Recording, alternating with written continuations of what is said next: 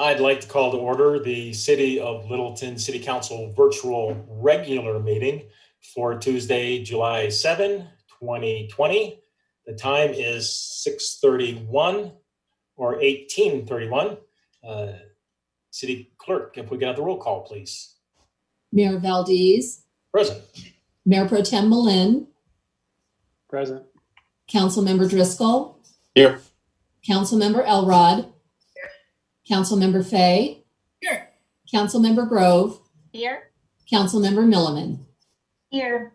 We have a quorum. Great, thank you very much. If we could have the assistant to the city manager, Sam Fox, if you could please state how this meeting will proceed. Good evening, Mayor, members of council, staff, citizens, and guests. I'm Sam Fox, assistant to the city manager, and I'll be serving as the moderator for this evening's virtual council meeting. We are streaming this meeting on Cable Channel 8, Facebook, and on our website, littletongov.org. Please be aware, comments left on Facebook will not be moderated and will not be included in the meeting minutes. Those wishing to participate in any public comment portion of the meeting are advised to view the meeting at the Littleton website under My Littleton, Littleton 8 TV. This broadcast has the least amount of delay. The agenda will be handled by Mayor Valdez in the same way it would be handled for a regular in-person meeting. As always, citizen participation is encouraged during public comment and public hearings. To participate via phone, please call 669-900-6833. And when prompted, enter the webinar ID 953-2785-4717. There will be two opportunities for citizen participation this evening, once during public comment and again during ordinances on second reading and public hearings. If you wish to speak during either of those opportunities, please call in early and stay on the line. Again, the number to call is 669-900-6833. When prompted, enter the webinar ID 953-2785-4717.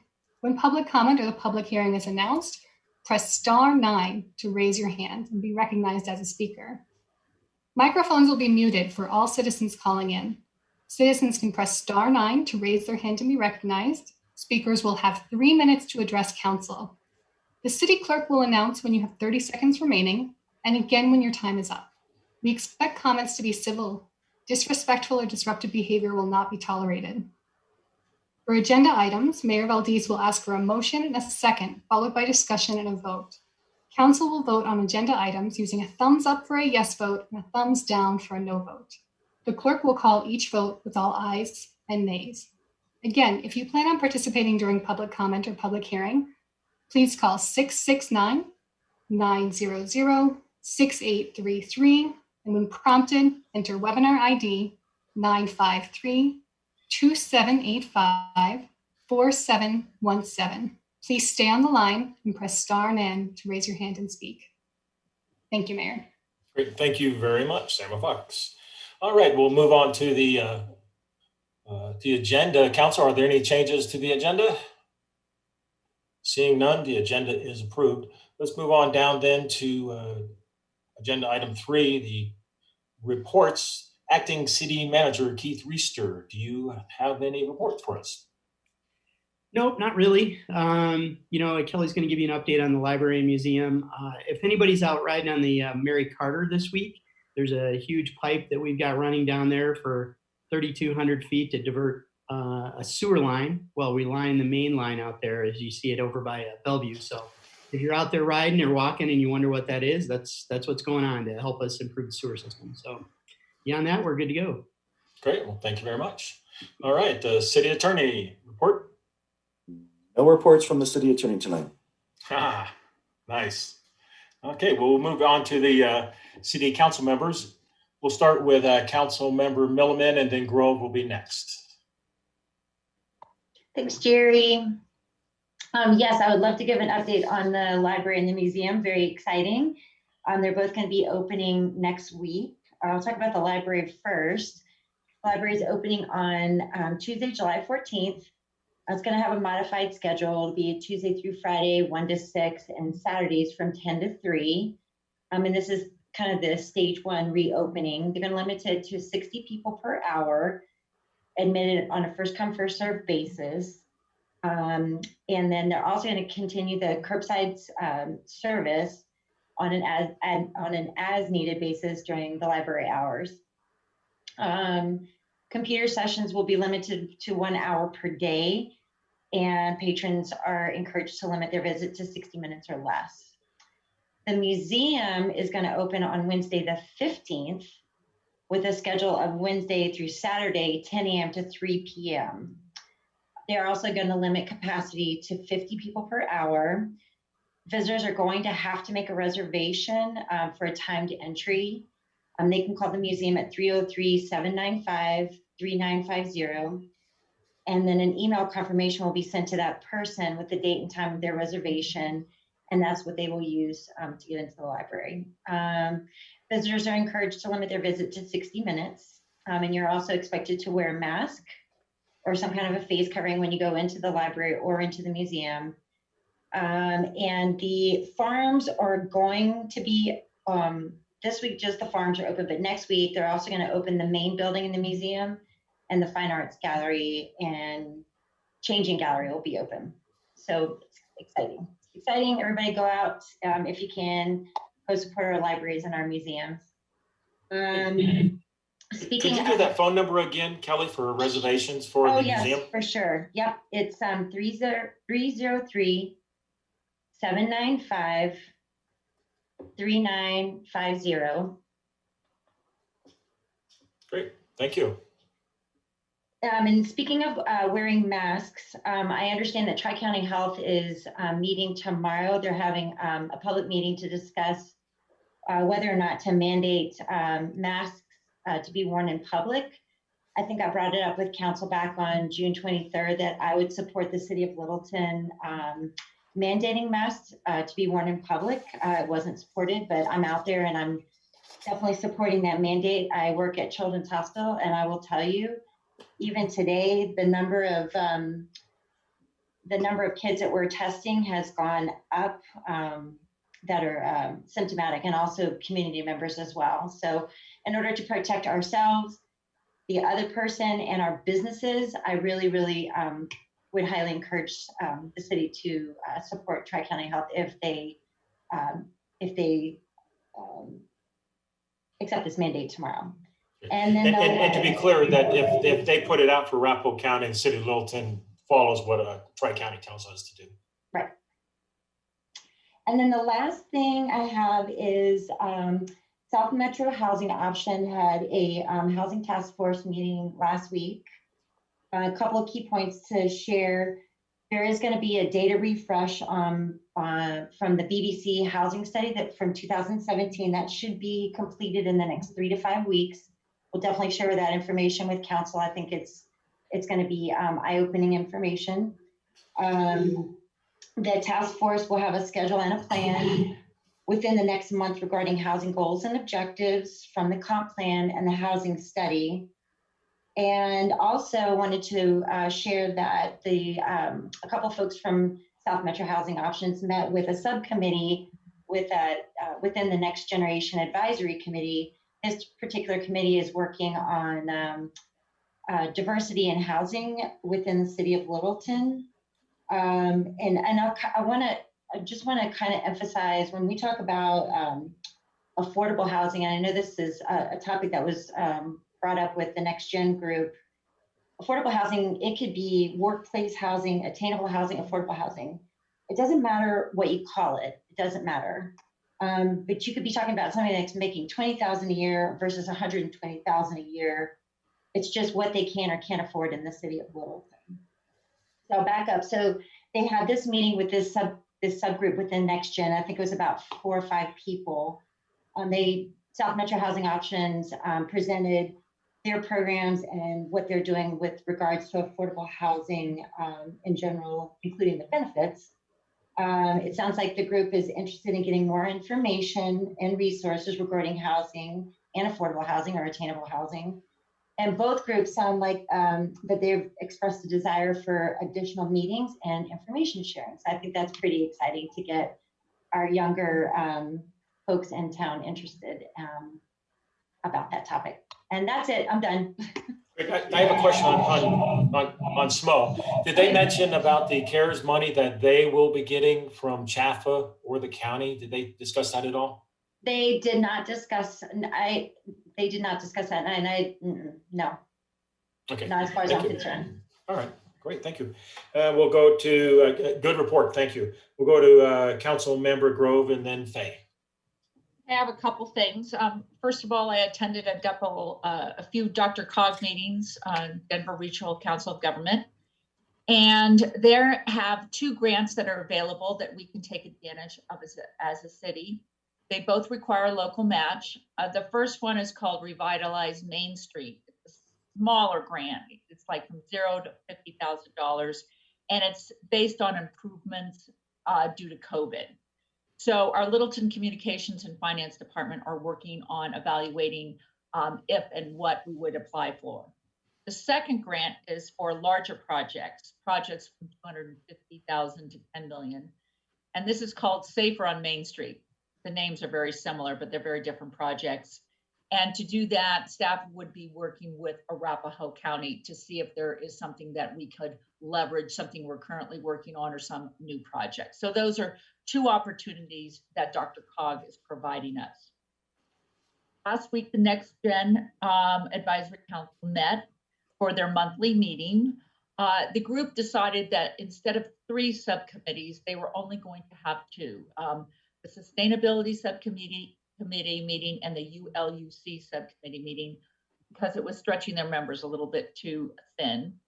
The ULUC committee will give feedback on the code changes. So we'll look forward to what they have to say about that. For now, the Diversity, Inclusion, Equity, and Belonging Committee will be on hold until later this summer. They discussed Weekends on Main and some of the other events that we asked them to talk about. And I told them how much that we as council members and as well as the staff appreciated. They also had a speaker from the Bemis Library that talked about their programs, and they want to write a letter in support of both the museum and the library. We still have some openings for committee members for anybody between the ages of 16 and 36 that's involved in the Move towards your microphone if you will. Oh, sorry. We still have openings for committee members for anybody between 16 and 36 involved in the city. And what you need to do is just go to littletongov.org, type in Next Gen Advisory Committee, and you'll get to the homepage, and there's a link for an application. And for this round, we're taking applications up to the end of this week, July 10th. So hopefully we'll get some more applicants. We already have a few, and interviews will start next Monday. Also, I'd like to make a play to the citizens who might be watching about giving us feedback on the ULUC code. As you know, we've been working hard on this, and over the next month, we're seeking citizen input. And I wanted to let you know that thinking about a code can seem overwhelming, but it's very nicely laid out. All you need to do is go to envisionlittleton.org and go under ULUC, and there's 3 different areas. The first one gives the page numbers for the code changes, so you don't have to read the whole thing.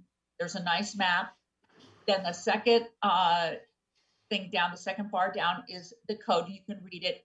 And then what's really nice is that there's a comment form, and it just walks you through. Look at these pages, answer these questions. Look at these pages, answer these questions. So hopefully citizens that are interested will help us with the look and feel of downtown in the future. And that's it. Great. Well, thank you very much. We'll go to Council Member Fay and then Council Member Elrod. No report. Oh, thank you very much. All right, Council Member Elrod and Council Member Driscoll. Thank you, Jerry. I'll give some updates from a couple of South Suburban Parks and Rec meetings that we had. In particular, we had our first subcommittee meeting. And I was looking for the agenda of the various topics, so Keith, please pipe in. So one key thing that we did talk about was water rights. There's a lot of work that Keith and Reed are doing with water rights attorneys. We have Kettering Lake and Ridge View Park, I think that's what it was called, that are within, obviously, the city of Littleton, and have historically had issues with keeping the water levels at a safe and desirable. So the agreement between South Suburban and the city of Littleton is that we will work together in trying to find a both short-term and long-term solution that is sustainable for maintaining water levels in those areas. And trying to think, I think that was a big part of the discussion. There was one thing that might pertain to the citizens of Littleton because of COVID. Some of the capital projects may be on hold or postponed, and one of them was the Littleton Golf and Tennis. They were going to rework that, make it a permanent building, and also redo the restaurant area, and unfortunately that's been put on hold. You're talking about the bubble? Yeah. So that was a little, but it is what it is. We are moving forward with the GOCO, not the GOCO grants, the Arapahoe open space grants, and some of the projects that South Suburban was participating in the park, the playground updates and things like that. Those are still intact at this point because of the sharing of the grant funds, our participation, as well as the funds from Arapahoe County. Great. Is that it? All right, well, thank you very much. All right, we'll go to Council Member Driscoll, then we'll go to Mayor Pro Tem. Thank you, Mayor. I just wanted to acknowledge 3 groups of people. One, the Geneva Village people, thank you for those letters. Those are very much appreciated. We hear you, and that will be up for future discussion. I also want to acknowledge the retail people down on Main Street, Littleton. We hear you also, those ones that are in favor of closing, or I should say reopening Main Street on Sundays. In other words, shutting down the Main Street block party at Saturday night and getting all the structures out of there and the tables out of there and reopening the streets for Sunday. So we hear you. And then the final group, of course, the group that has been sending some emails regarding the masks out there and asking us to not support Tri-County and the masks. So we hear you guys. We appreciate it. Keep them coming. Thanks. Great. Thank you very much. Mayor Pro Tem. Thank you, Mayor. A couple weeks ago, the Littleton Business Chamber held an event and awarded Carboy Winery its Business of the Year. And I just wanted to congratulate Carboy again. We're certainly very grateful to have that business in Littleton. a few weeks ago, there was a Black Lives Matter community solidarity march in Littleton. Participating in that march with my wife and young children, I personally felt very proud. And I felt incredibly proud watching our community exercise its First Amendment rights to peacefully press for social progress. And I very much look forward to the steps Littleton will take moving forward to make anti-racism a reality. And no further report. Okay, thank you very much. And thank you for bringing up the chamber and the carboys. That was great. I have a few items. For our virtual meetings, Council, we're going to continue this probably through July at least, and we'll see where we go from there. There are some logistic issues. You may have seen an email from our communications director, Kelly Nardi, regarding this, some of the complications, because there's going to be some work done in the council chamber and logistics as far as separation and if the acting city manager has anything you want to add, could you add to this at this moment? Do you have some info? Sure. We've the communications team and facilities team, and we've been working through a series of scenarios where we might be able to have part of the council together and part of it not virtually. And there's definitely some technical logistics there. The other thing to consider is the fact that if we do move forward with the project to renovate the council chamber with CARES Act money, we'll more than likely have to shut the council chamber down beginning probably in August through all of the fourth quarter to get that completed by the deadline. So we'll know more on that in the next couple of weeks. I know that Kelly's team in communications and Tyler and have really been working hard with IT to figure out some solutions so that we can get everybody back together as soon as possible, which would really be a great goal for us. Great. Thank you very much for that. All right. Next item for me is that I attended one of the police training meetings regarding Senate Bill 2017. And the main part of that bill is the police officers wearing body cameras. And Chief Stevens does support this. There is some wording in the bill that is going to will be addressed by the legislators. Reed, do you believe it'll be addressed this coming session, or is there something they're going to work on between now and before they convene? Maybe the coming session. Okay. I don't know if they'll continue to pick this one up. Okay, but there could be some rewording on it. And I want to express myself on this, that I believe that because of the act of a few, that there are cities around the country that are legitimizing law enforcement. The social ills of our country are not law enforcement's fault. I also believe that it is not good policy to demoralize the good men and women who take an oath to serve and protect our community. My sincere thank you to all the police officers in the city of Littleton and across our state and country for what you do every day when you leave your houses. Thank you very much. My second item, I attended another weekend on Main Street this past week. And one of the things that I really found interesting is that when I walked outside one of the establishments, how many voices you could hear, people speaking or communicating with each other, and how they weren't in competition with automobiles or other things going by. It was just great just to hear voices. It was a pretty neat thing to hear.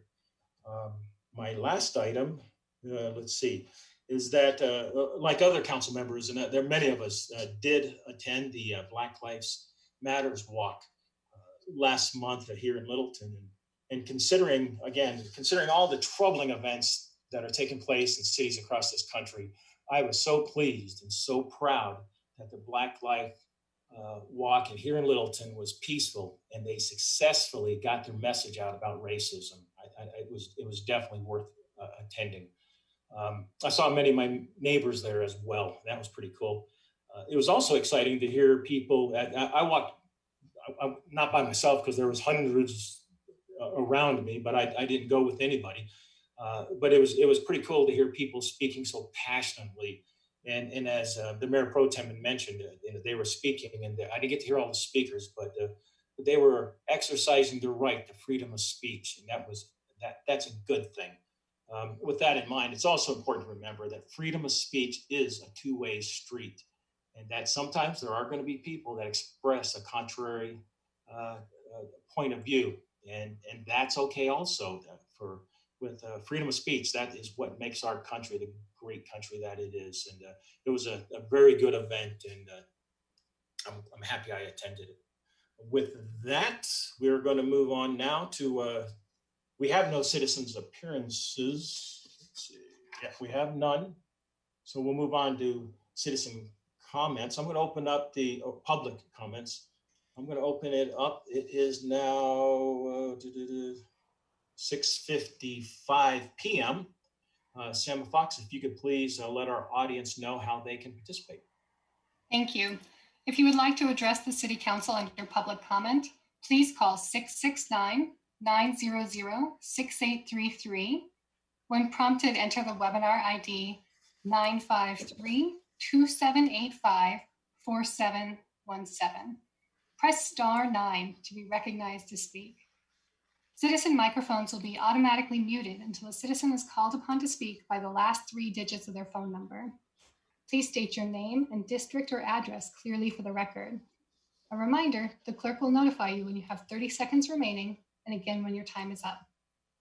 Public comments is an opportunity to express opinions or ask questions regarding issues that are not part of the public hearings on tonight's agenda. Each speaker will be limited to 3 minutes. The city clerk will notify you when you have 30 seconds remaining, and again when your time is up. City Council is not authorized by the Colorado Open Meetings Law to discuss, comment, or take action at the meeting on any issue raised by public comment that is not part of tonight's agenda. The mayor may refer the matter to the city manager and/or city attorney for immediate comment after public comment, or to staff to obtain additional information and report back to the council as appropriate. We expect comments to be civil. Disrespectful or disruptive behavior will not be tolerated. We currently have 5 participants in the queue recognized to speak. The caller with the last 3 digits of 612 is our first caller. Caller 925, you are on deck. Caller 612, you have been unmuted. All right, caller 619.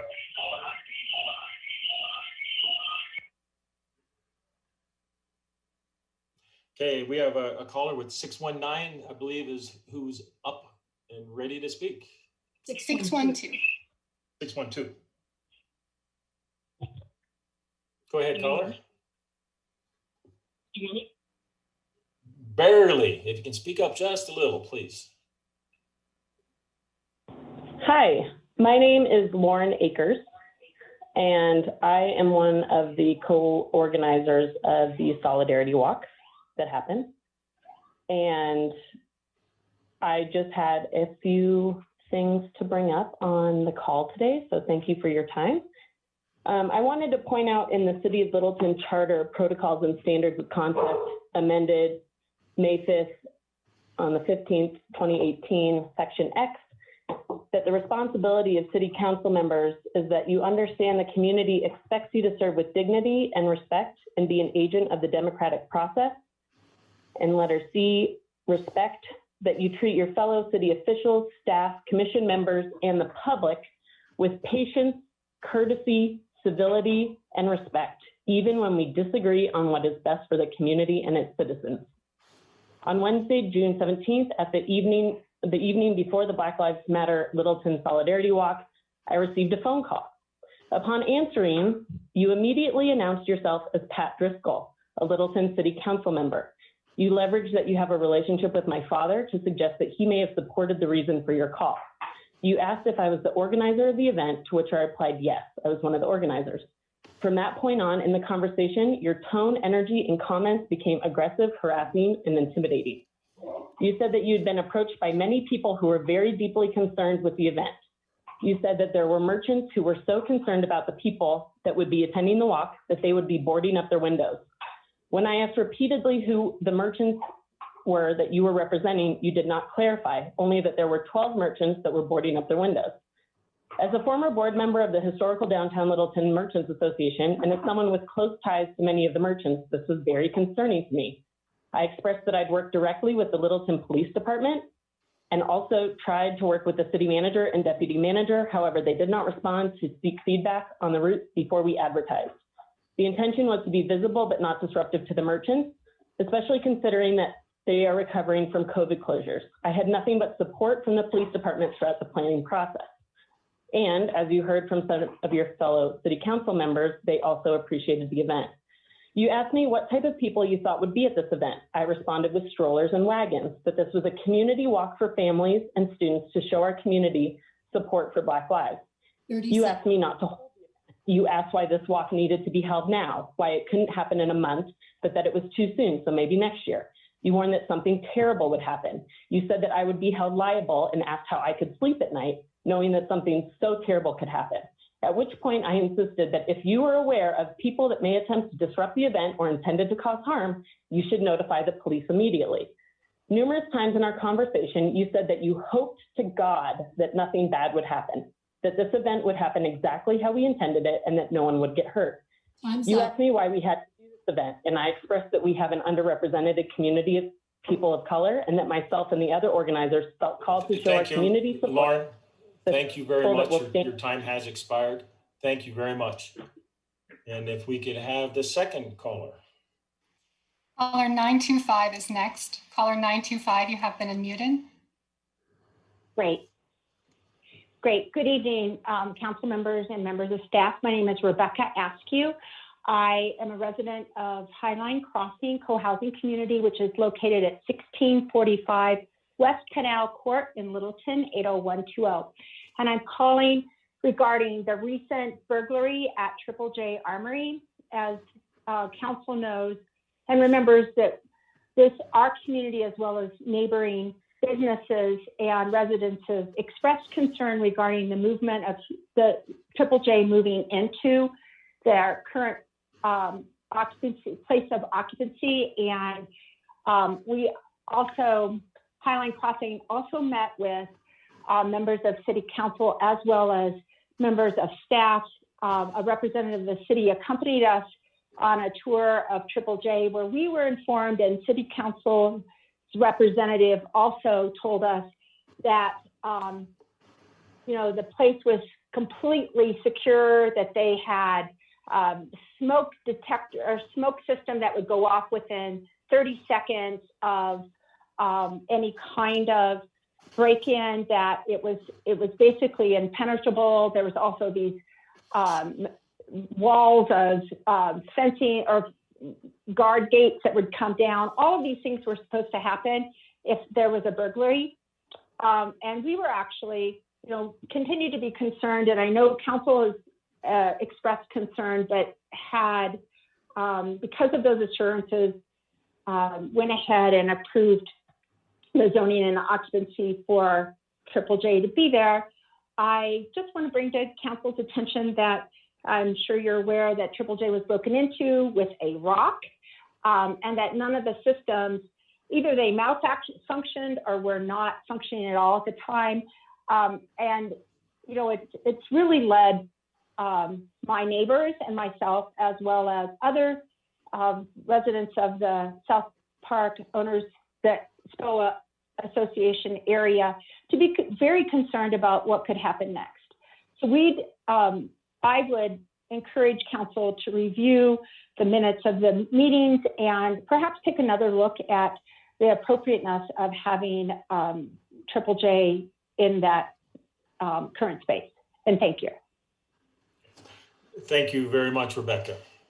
All right, third caller, please.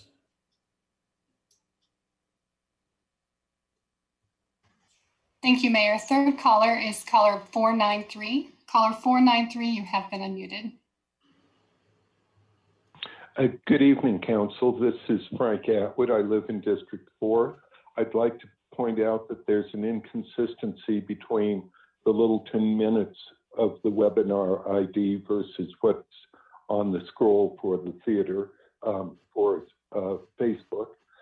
Pam, Councilmember Grove, I hear you with regards to comments, and these will be comments that you see on writing. Friday morning, I will be hosting a discussion of Littleton's future.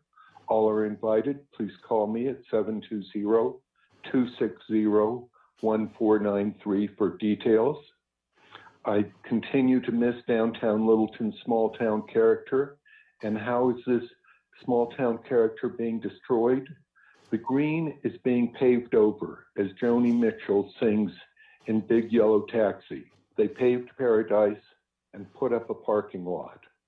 The structures are filling out the envelopes, and developers, not residents, have the ear of some council members and staff. I now expect the community will lose the mid-century modern character on Littleton Boulevard that Rick Cronenberger is so proud of. The west end of Littleton Boulevard lost its character in two prized mid-century modern structures when Vita dwarfed the courthouse. We now take it for granted, so for granted that it hosts Littleton Historic Inc.'s meetings. I suspect within 4 years, the Littleton City Council, the Planning Commission, the Historic Preservation Board, and Historic Littleton Inc. will all be complicit again in another monstrosity building that will destroy the mid-century modern character of Middle and/or East Littleton Boulevard. If I can't count on the preservation of Littleton's character, I'll try to make money off my prediction. I challenge anyone to a $50 bet that within 4 years, another unpopular monstrosity will replace a cherished Littleton landmark on Littleton Boulevard. I hope I have a taker. As a side bet, let's discuss possible locations for the next monstrosity. One possibility would be where the Crestwood restaurant currently is, or Pyramid Liquor, or across from Dish at Bowles and Santa Fe, or Geneva Village Park. To sum up my concern, let's hear Joni Mitchell's words. Don't it always seem to go that you don't know what you've got till it's gone? They paved paradise and put up a parking lot. Time's up. Again, thank you. Thank you very much, Frank. And so we have caller We number have 4. 3 callers with their hands up raised still. I'd like to remind anyone who's recently joined to press *9 to raise your hand if you'd like to speak. Caller 342, you are next. Please press *9, or caller 342, you have been unmuted. Thank you. Good evening, Council and Acting City Manager and City Attorney. My name is Kyle Schlachter.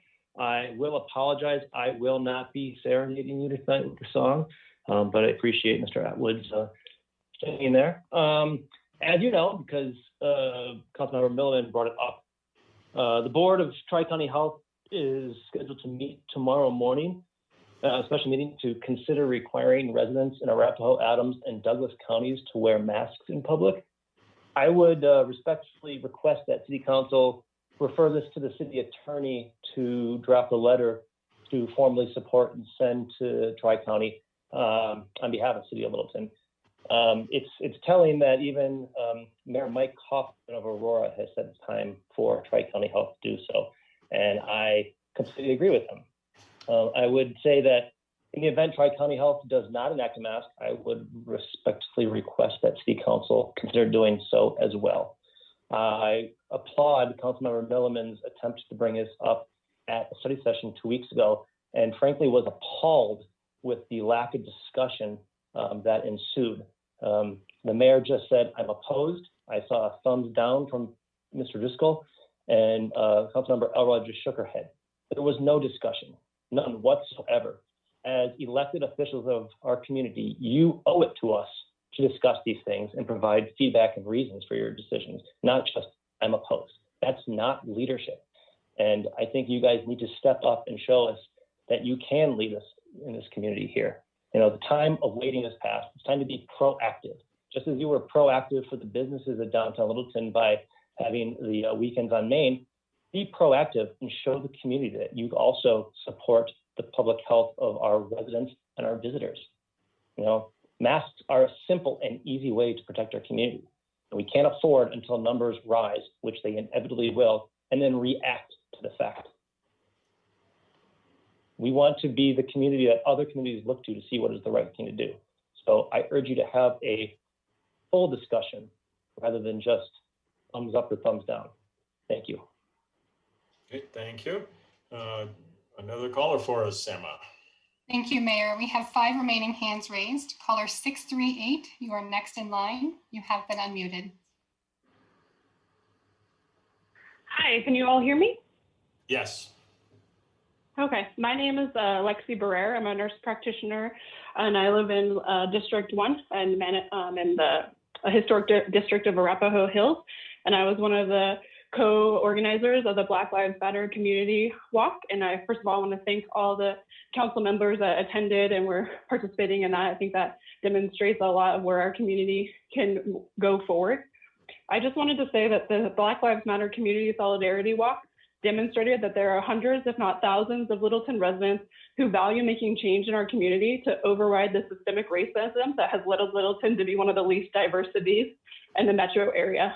Our goal is to build a cohesive community where we can have critical conversations about race and to start to move forward towards having anti-racist and inclusive priorities and policies in Littleton. There are several other groups in Littleton who align with this goal. And I think as city council members, you should just know that citizens will be evaluating how our city is acting in regards to policies that are exclusive or racist or just trying to be non-racist. And we will also be paying attention to how we are spending money in our city, because money demonstrates priorities. And the walk on June 18th demonstrated that there needs to be a change in the status quo in Littleton, and we need to kind of start making conversations to move forward. Again, I appreciate all the hard work that all of you put in to be part of city council, and I appreciate the time to speak. I hope you all have a great night. All right, thank you, Alexi. Our next caller. The next caller is caller 016. Caller 016, you have been unmuted. Thank you. Hello, my name is Catherine Maltese, and I am a voter and citizen of Littleton. Because Lauren was cut up earlier, I'm going to be reading the remainder of her statement, as I think it is vital information for the town and the city and all of you to have. So I'm picking up where Lauren left off. I insisted numerous times during the call that you were being aggressive, that your behavior was concerning, and that it is unacceptable coming from an elected official, and asked you to stop. Yet you continued for 17 minutes until you abruptly hung up. It is also my understanding that you had previously spoken to the city manager about your concerns, which he informed you that he had consulted with the LPD and that there were no indications that this event was going to be disruptive or anything other than a family-oriented event, and that Chief Stevens would be happy to talk to those merchants if they were still concerned to let them know that LPD was planning on supporting the event, but you declined. I also learned that you contacted my father and asked him to, quote, handle me. Calling me after your effort of going through the proper channels did not yield the results that you wanted without any basis to your claim of representing interests of merchants is concerning to me. Your behavior proved to me and many others that you embody and reinforce the type of systemic patriarchy that our country is so badly in need to change, and the exact reason that over 2,000 people from your community walked with us, or by the mayor's count, 3,000 people. The fact is, you didn't call me as a concerned resident, you called me as an elected official, using your position, power, and privilege to fearmonger, intimidate, and harass me on behalf of a group that you would not identify. You are not an example of how a leader of this community should behave, and you do not represent the values of the Littleton City Council. You clearly violated the code of conduct that you are asked to follow. Pat Driscoll, I ask for your immediate resignation so that we can begin to build a council that represents the values of the community that I live in. Thank you. All right, our next caller. The next caller is 443. Caller 443, you have been unmuted. Hello?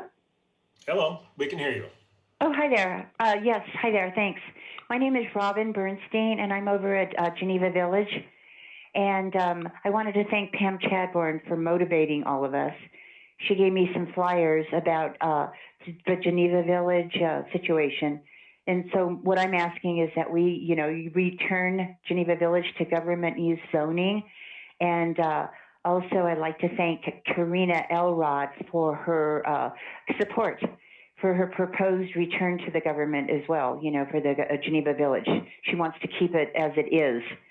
And I think that's great that she said something, you know, instead of this mixed use development, which will, you know, turn it into a parking lot. You know, we all love it here. And I consider it like a healing yoga center. And I'm a yoga teacher, you know, and I do it all the time, but it's very healing, and it helps, you know, helps all these residents here with all their numerous maladies to heal whatever it is. And we love it. And it would be a shame if they turned it into a parking lot. But I wanted to also thank Kim Fresquez for calling us. And she was the cop. Usually I don't like cops, but I did like her. And I just wanted to thank all of them, and Carol Fay as well, because we used to go to NIA together, but as that you can tell, that's not happening.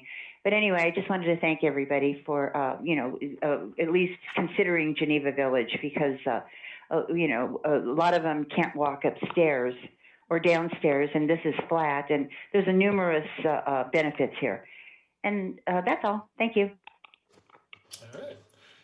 Our next caller, please. Thank you. One final reminder, if you're on the line, please press *9 to be recognized to speak. The next caller is 819. Caller 819, you have been unmuted. Hi, City Council and everyone. My name is Pam Chadbourne. I live in District 1 and close to Geneva Village. It actually wasn't me who brought up Geneva Village. It was Councilmember Elrod, and I want to thank you for bringing that up into study sessions. Maybe we don't want to change Geneva Village right now. It's a good idea to keep it, and I'm going to say in the bank, as an asset for future consideration by future councils. And a theme here is that, you know, this council doesn't need to change everything now. In fact, the council should leave things for future councils to decide. The proposed change for downtown is all 164 acres, and there's a lot of rezonings. Each one of these should be identified, it should be presented with rationale, and it should be discussed in public. So thanks, Mr. Slachter, for bringing up that principle. As a property owner downtown, I'm directly affected by this. And so I'm going to ask you, Council, consider looking at the downtown changes in phases. And there is a proposition for the whole thing. Okay, keep that, but say we're going to try this block or these 3 blocks or this area. And the rest of it's going to remain, and then we'll reconsider in 2 years or 4 years or something like that. A proposal for your consideration. So I'm going to mention I'm growing cucumbers, and when I grow cucumbers, I'm training the vines up a trellis so that they're spaced and they all get sun and they all get water. And before I planted them, I weeded the garden, and I weeded it again, and I'm going to weed it all summer. And I use compost. I make big holes, bigger than the pot that comes from the transplant, because it's for the roots that are going to grow. And then when I water deeply and then leave a gap while the plants are growing so the roots can get down deep and be strong. Well, many of you may not know, Littleton had a principle called economic gardening. And that was a sense of make the roots deep and strong. 30 seconds. Then we will get partners in development who we want, who will respect the historic character, who will build affordable, accessible housing with us. There are developers and builders who want to do that. We should be the community that makes them welcome, and we can be. Let's look back at economic gardening and consider picking that up again. Thanks very much. All right. Thank you. And our next caller, please. We have 2 remaining callers. Caller 589, you are next. Caller 589, you have been unmuted. Hello, my name is Jeannie Erickson, and I live in District 1. I heard tonight SMO was brought up, South Metro Housing Options, and what they are possibly doing to assist low-income people with housing in Littleton. One of the big things they could do is not get rid of the 71 single-family and duplex housing stocks of public housing, to To eliminate this housing in Littleton would be devastating to those lower income citizens who are currently living in these houses. And the vouchers they would be given are very hard to use. Let's help those that need to stay in Littleton. And let's keep the single family and duplexes to assist those that need help. Thank you. Thank you. And our next caller. Thank you, Mayor. Our last caller is caller 459. Caller 459, you have been unmuted.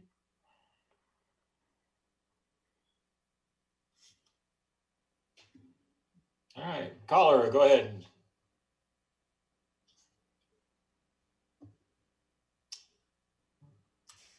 Caller with the last 3 digits of 459, please begin speaking now. You have been unmuted.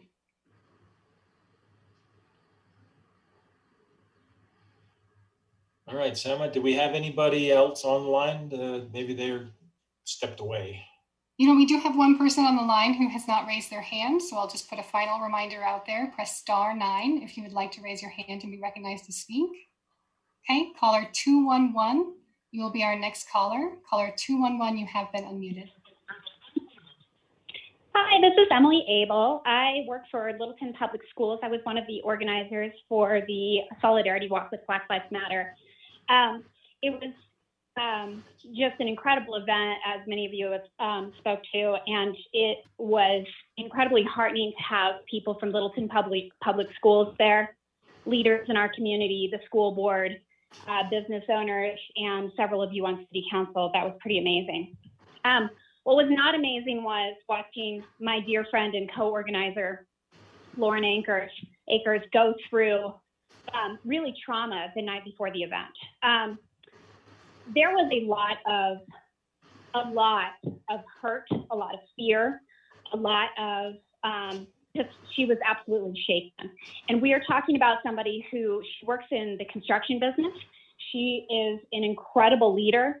She is the first person to always, every single meeting we had leading up to the Solidarity Walk, she was the one to point out that we needed to make sure that we were sending a message that showed that we supported the businesses down there, that we were able to look at the pieces of law enforcement in Littleton that had done an excellent job. She was the one who contacted the police and had an incredible relationship with them. She's the one, years before this, who pushed us all to go to the Police Academy for Citizens so that we could learn more about what they do. She's incredibly involved in Littleton in a very positive, very moderate, bipartisan way. She is an outstanding citizen, to wrap it up. And to see how shaken she was by the words of Pat Driscoll the night leading up to the event, the way that he absolutely bullied her over the phone, it really shook us all up to know that somebody is on city council that wields their power in that abusive manner. And that's why we're asking for your resignation, Pat. Nobody with political power that's been voted into the office to protect and serve the people should speak like that to one of their constituents ever, especially going through her family to get her number and then calling her under the guise as if her father had somehow approved of your phone call. That was abusive as well. So it seems to me that you've heard all of the details of this call on city council. I hope your people around you can recognize the hurt and the abuse of power that has been done. And you should have apologized a long time ago. It should not have taken this long. You should have called her immediately. The phone call never should have taken place, but you should have called immediately to apologize. It was not okay to abuse somebody and traumatize somebody in that way. Somebody who cannot be shaken, somebody who is a not emotional person, somebody who is extremely level-headed. And the things you said to her on that phone call, we are asking for your resignation. Thank you. All right. Sama, did 459 return? Yes, 459 has returned. Caller 459, you have been unmuted. Hello, can I be heard? You are heard. All right, this is Larry Thompson, Sr. I was a part of the Black Lives Matter event as well. It was two things. I just want to make two quick comments. The first comment is more so of putting it about the affordable housing, something that's very valuable to really, that needs to be a part of the plan moving forward for intricacies to develop the area. And then another thing that I want to really mention is about the Black Lives Matter situation. Me being one of the ones that spoke at the event, thinking that it was, I felt like it was a great event. But what I was told and, information that did get to me really shook me up, because that gives me a perspective of leadership. And that right there alone is something that is kind of rocky in my perspective, being as a young Black man, very active in the city of Littleton. So I want to say, I have no, I didn't get to hear the actual conversation in depth. I did get the residue of the blast of the situation. And I just want to say, moving forward, as people of stature and leadership, our job is to continue to set examples. Do not create these presumptive natures of saying that BLM or any type of Black Lives Matter incident is some type of violent perspective. Like, that alone is detrimental to the progression of people of color moving forward in the city of Littleton. So I feel like we need to start looking at what we say, because it really resonates with people like myself. And rather you all know that I do exist amongst the community, I do. And I try to use my voice in the most positive way. So with that being said, I do want us to understand that the ears are very much to leadership moving forward. And we should definitely try to create a more inclusive environment moving forward, period. And thank you all. I really appreciate everyone taking the time to hear me. And that's all I have to say. Okay. Thank you. And do we have anyone else, Sama? Mayor, we have no other callers in the queue. All right, well, great. Thank you to all the callers. And I will close the public comment. It is 7:25. And does the acting city manager or city attorney, do you have any additional comments or anything you'd like to respond to? I do not, unless Reed does. Yeah, Mayor, if I may, just a few comments. I apologize. I've got a cold.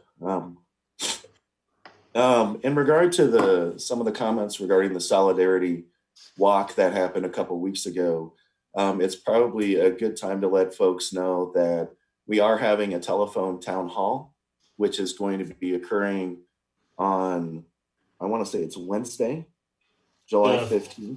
Yep. From 6 to 7:30, and that's going to be with our division chiefs, Gene Enley and Andy Smith, as well as Chief Stevens, for those citizens who want to call in, ask questions, who may have concerns about policing or policing in Littleton, and get a little bit more information in terms of how the city of Littleton is handling some of the issues that we've seen raised across the country. In regard to Ms. Askew's question related to the burglary of Triple J, staff is going to be taking a pretty hard look in regard to some of the, I would say it's the recollection of a lot of individuals that there were some promises made regarding the security systems that were going to be in place. And so we will be taking a very hard look at their license, as well as the conditions that were placed on the operation of that business from a staff level. Mr. Atwood stopped gambling on our Zoom meetings, but hopefully in regard to the Littleton Boulevard and other areas that will come forward in the ULUC process. In regard to Mr. Schlachter, as Council Milliman mentioned earlier, Tri-County Health is going to be having an open meeting at 9:30 tomorrow morning that the public can call in, and they're going to discuss kind of the pros and cons of whether or not they want to get involved in the mask requirements. You guys are getting your money's worth today. As it relates to Geneva Village, that's also a council priority in regard to have that discussion coming up. Just from my end, I have not heard anything about rezoning Geneva Village to something different. But council will be tackling Geneva Village in the future. And I think that's it. Great, thank you. And Reed, that, and forever, all of our listeners, the town hall call, which is going to be, it's titled Policing in the Modern Day will be Wednesday, July 15th, 6 p.m. to 7:30 p.m. So I guess you would go to the website and you can get some more additional information on that. All right, Yeah, well, it'll be littletontownhall.org will be the way for you to register and sign in and be able to queue up your questions. But we'll have all the information posted on the city's website. Great, thank you very much. And we're going to move on to our agenda item number 6, consent. Sama, if you could please. Thank you, Mayor. Consent agenda items may be adopted by a simple motion. All ordinances must be read by title prior to a vote on the motion. Any consent agenda item may be removed at the request of a council member. Mayor? Thank you. And Mayor Pro Tem, if you will. Thank you, Mayor. We have two items on consent, as Ms. Fox mentioned. The first is Ordinance 24-2020, an ordinance on first reading amending Title 10, Chapter 6, Section 4B1 of the Municipal Code in order to reference the most recent Federal Emergency Management Agency flood insurance study and flood insurance rate map. And the second is ID 20-167, approval of the June 16th, 2020 virtual regular meeting minutes. Thank you, Mayor Pro Tem. Council, I'm looking for a motion. I move to, go ahead, Karina. Mayor, I move to approve consent agenda item ordinance 24-2020, an ordinance on first reading amending Title 10, Chapter 6, Section 4B1 of the Municipal Code in order to reference most recent Federal Emergency Management Agency flood insurance study and flood insurance rate map. And item number 20-167, approval of June 16, 2020 virtual regular meeting minutes. Okay, thank you. Do we have a second? All right. We have Councilmember Fay as the second.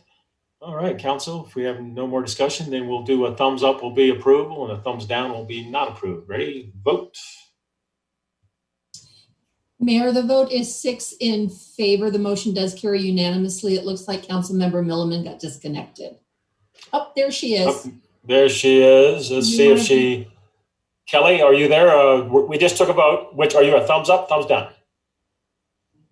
I'm here. My husband decided to disconnect the Wi-Fi right in the middle of all this. I have no idea why. Okay. He's going to get a lecture. Okay, we'll go ahead and we'll move on. All right, well, thank you very much. And thanks for reading that, Mayor Pro Tem. All right, we have no general business tonight, so we're going to go ahead and we'll move on to agenda item number 8A. Let's see, an ordinance on Ordinance 25-2020, an ordinance on second reading, amending ordinance number 25, series of 2019, known as the Appropriations Bill. And Acting City Manager, I'll turn it over to you. Thanks, Mayor. We have with us Finance Director Tiffany Hooten tonight. She's going to give us a little rundown on this appropriations change, and she's promised to be quick for all your benefit tonight. And let me just interrupt 1 second. Sama Fox, did you want to also let the audience know how they can participate here in a few minutes? Of course. A reminder to citizens wishing to speak during public hearings tonight, please call 669-900-6833. And when prompted, enter the webinar ID 953-2785-4717. Press *9 to raise your hand and be recognized. After the staff presenter, you will be recognized by the last 3 digits of your phone number. Speakers will have 3 minutes to address council on the public hearing topic. Thank you, Mayor. Great, thank you. I'm sorry, Keith, back to you again. Thanks, Mayor. Tiffany is going to give us an update. We have some appropriation changes, and she's going to bring us up to speed on that. And with all the recent activity we've had in this area, it's fairly important. So with that, she's going to jump right in. All right, thank you very much. Thank you. Good evening, Mayor and City Council members. I am going to run through a PowerPoint presentation and talk a little bit about the appropriation amendment that we have before you this evening.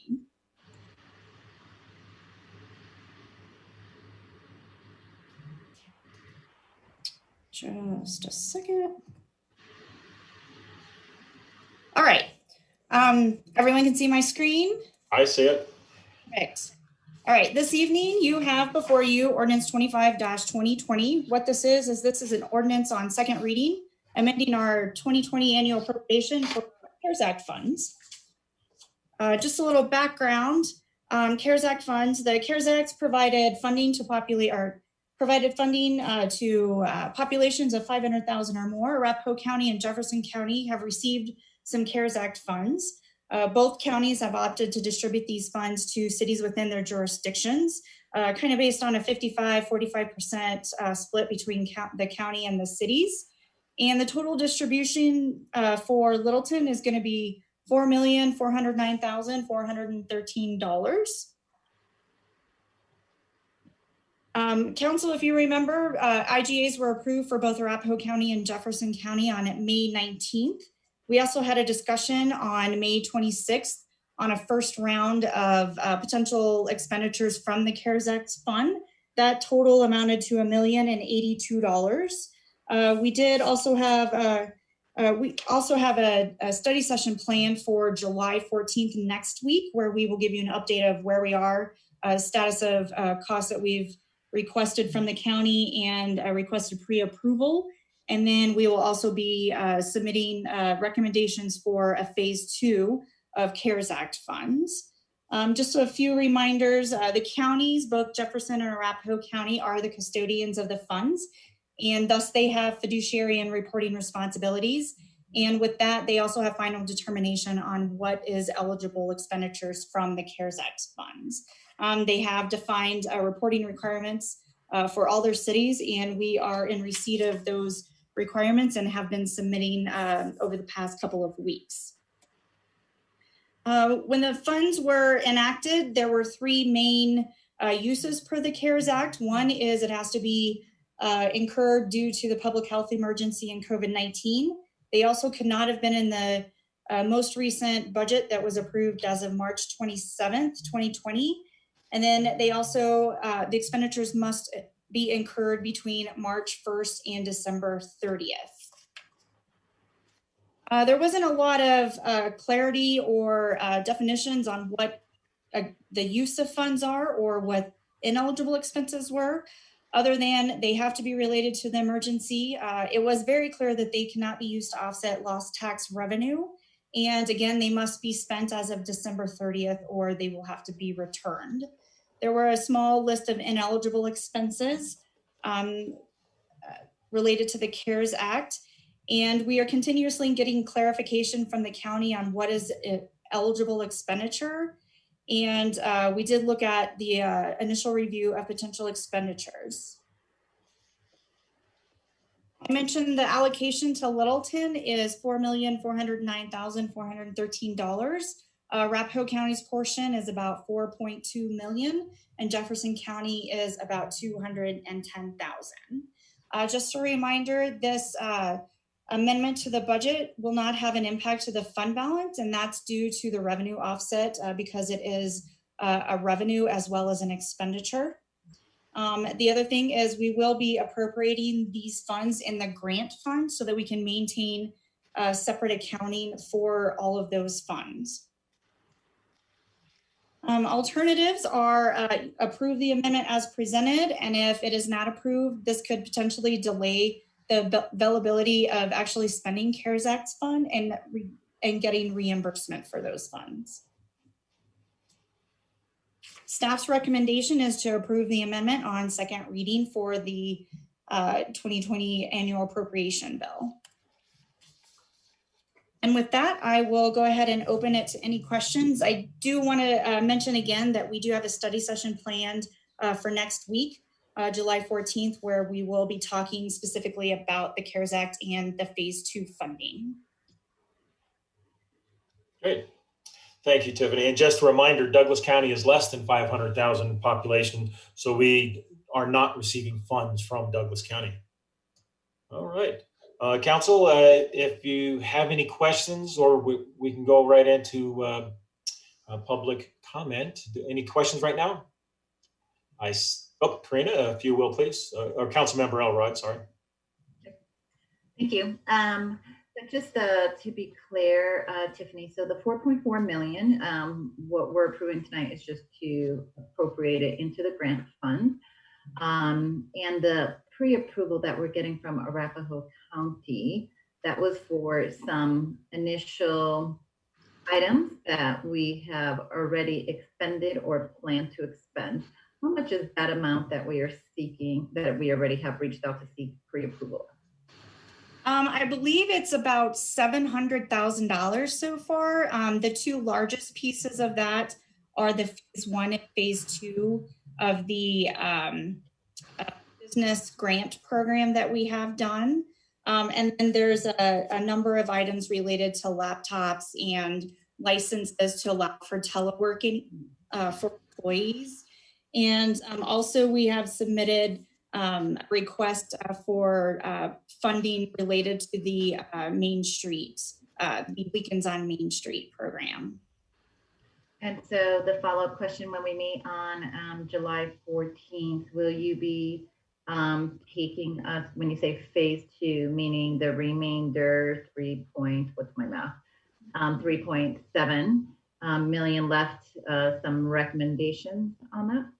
Yes, we will be presenting some recommendations. It's not going to be for the full amount because we're still going to have potentially a phase 3 and maybe even a phase 4, depending on the cost of some of the expenditures that we're anticipating. So it'll be a little more than, not the full amount, so a little more than we did last time, likely. Great. Thank you very much. All right. Any other questions? If not, I'm going to go ahead and open it up to public hearing up. It is 7:40 p.m. Sama Fox, if you could. Thank you, Mayor. Reminder to citizens wishing to speak during the public hearing tonight who are not already in the queue, please call 669-900-6833. When prompted, enter the webinar ID 953-2785-4717. Please stay on the line and press *9 to raise your hand for public comment. If you are already in the queue, please press *9 at this point in time to raise your hand for comment. Mayor, we do have a number of people on the line. We've got no one with their hand raised. I'd like to just take a pause, remind everyone in the line to press *9 to raise your hand, and make sure we allow time for any delays. All right. So just a reminder to anyone who's already called in, go ahead and press *9 now if you would like to speak in the public hearing regarding item 9A.